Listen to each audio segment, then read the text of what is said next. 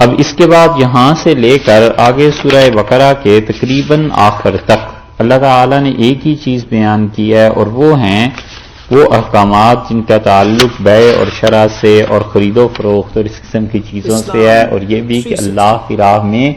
کیا کیا چیز خرچ کرنی چاہیے اور کس طرح خدا کی راہ میں خرچ کرنے سے انسان کا تزکیہ ہوتا ہے، انسان پاک ہوتا ہے۔ یہاں سے اس بات کو شروع کیا ہے اور فرمایا کہ مثل الذین، مثال ان لوگوں کی ینفقون جو خرچ کرتے ہیں اموالہم اپنے اموال کو فی سبیل اللہ، اللہ کی راہ میں۔ تو اللہ تعالی کی راہ میں خرچ کرنے کے لیے ایک تو مطلب یہ ہوا کہ وہ واقعی اللہ کی راہ میں خرچ کر رہا ہو، اپنی خواہشات نفس کے مطابق خرچ نہ کر رہا ہو۔ اب اللہ کی راہ اس کے سامنے یہ بھی ہے کہ جو چیز ضرورت پیش آ رہی ہے وہاں خرچ کرے، اور ایک چیز کہتا ہے اللہ کی راہ میں خرچ کروں اور ایسی چیز پہ خرچ کرتا ہے جو ضرورت تو نہیں پیش آ رہی مگر اس کے اپنے جی میں آتا ہے کہ اس چیز پہ خرچ کروں۔ مثلا ایک طرف اس کے ایک ایسا آدمی ہے جو زندگی موت کی کشمکش میں ہے اور وہاں پیسے خرچ کرنے چاہیے، اور ایک اس کو خیال یہ آتا ہے کہ اگر یہ میں اللہ ہی کے لیے اپنے بھائی کو، بہن کو، کسی کو گفٹ دے دوں تو یہ کیسا ہے۔ تو جو چیز شریعت نے ترجیح دی ہے جب اس کو خرچ کرے گا اور اپنی خواہشات کو ختم کرے گا تو یہ ہے اللہ کی راہ، کہ اللہ تعالی نے جو ضروری قرار دیا ہے پہلے اس کو ترجیح دے، اور پھر گنجائش اور وسعت ہے تو پھر دوسری جگہوں پہ بھی خرچ کرے۔ ایک اور دوسرے یہ ہے کہ اس کے پاس جو مال ہے وہ بھی حلال ہونا چاہیے، اس مال پر کسی غیر کا حق نہیں ہونا چاہیے۔ مال پر اگر غیر کا حق ہوگا تو بغیر اس کی اجازت کے خرچ کرنا یہ بھی درست نہیں ہوگا۔ تو جب مال پاک ہو اور نیت بھی ٹھیک ہو اور اللہ کی راہ میں خرچ کر رہا ہے تو ارشاد فرمایا مثل الذین ینفقون اموالہم فی سبیل اللہ، جو لوگ اپنے مال کو خرچ کرتے ہیں اللہ کی راہ میں، کمثل حبۃ، اس کی مثال ایسے سمجھو جیسے ایک دانہ ہے، گندم کا، مکئی کا، کسی چیز کا دانہ ہے، اور اس نے اسے زمین میں ڈال دیا، انبتت، اور اس سے اگیں، 7 سنابل، 7 بالیاں، 7 خوشے، سنبلہ کی جمع، اور سنبلہ کہتے ہیں گندم، دیکھیے آپ نے گیہوں جو ہوتا ہے اس کی ایک جو شاخ ہوتی ہے، خوشہ جو اس کا ہوتا ہے جس میں متعدد دانے لگے ہوئے ہوتے ہیں گندم کے، اس گندم کے دانے کو اور اس میں وہ جو خوشہ ہوتا ہے اسے کہتے ہیں سنبلہ، اور اس کی جمع ہے سنابل۔ تو ارشاد فرمایا کہ 7 سنابل، جیسے کہ اس ایک دانے سے پھوٹی 7 شاخیں، فی کل سنبلۃ، اور ہر ایک سنبلہ میں، سنبلہ ہر ایک اس کے خوشے میں 100 حبہ، 100 دانے پڑے۔ ایک دانہ اس نے ڈالا اور اس سے جو پودا پھوٹا تو اس جھاڑ میں، اس پودے میں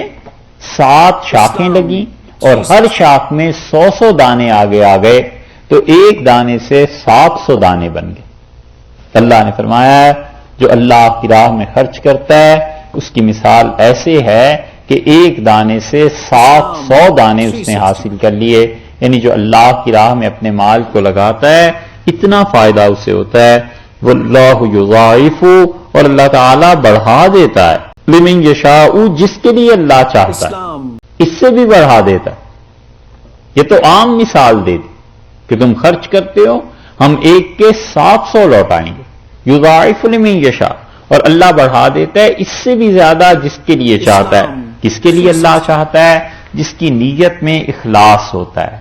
یا یہ کہ جو ایسی جگہ پر مدد کرتا ہے جہاں پہ واقعی مدد کی ضرورت ہوتی ہے تو وہ انسان اس کے لیے دعا کر دیتا ہے تو اللہ اس چیز کو اور بھی بڑھا دیتے ہیں۔ اسی لیے وہ چیزیں 17 چیزوں کا ذکر کیا ہے ابن نجیم رحمۃ اللہ علیہ نے الاشباح النظائر میں، کہ وہ کہتے ہیں ان 17 مقامات پہ نفل کام فرض سے افضل ہے۔ حالانکہ فرض جو ہے اس پہ تو زیادہ ثواب ہوتا ہے ہمیشہ، لیکن 17 چیزیں انہوں نے ایسی ذکر کی ہیں کہ وہ کہتے ہیں نفل کا ثواب بڑھ جاتا ہے بنسبت فرض کی۔ سلام کا جواب دینا واجب ہے نا، ضروری ہے، جو آدمی سلام کرتا ہے اس کا جواب واجب ہے، ضروری ہے، لیکن سلام کا کرنا افضل ہے جو کہ سنت ہے۔ تو سلام کا کرنا سنت ہے اور جواب واجب ہے. تو اصولاً تو جواب دینے والے کو زیادہ نیکی ملنی چاہیے تھی،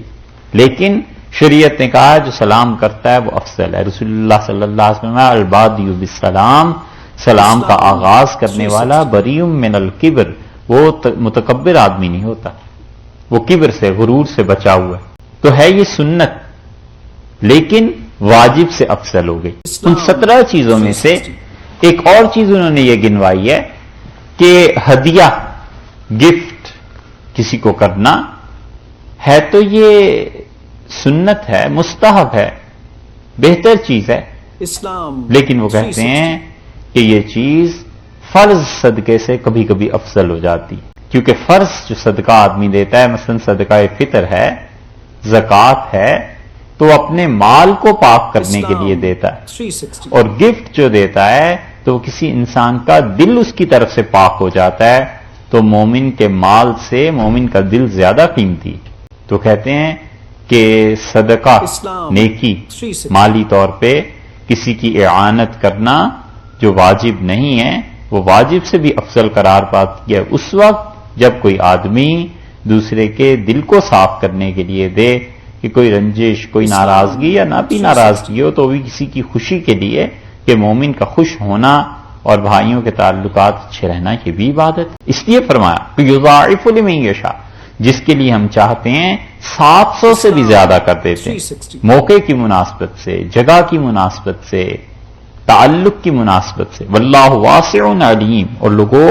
اللہ بڑی وسعت والا ہے، بڑی گنجائش ہے اس کے ہاں، علیم اور علم والا ہے، اسے معلوم ہے کہ کیا چیز کرنی ہے، اس کا علم ہے کہ کون آدمی کس نیت سے خرچ کر رہا ہے اور اسے اس کے مطابق جزا دے گا.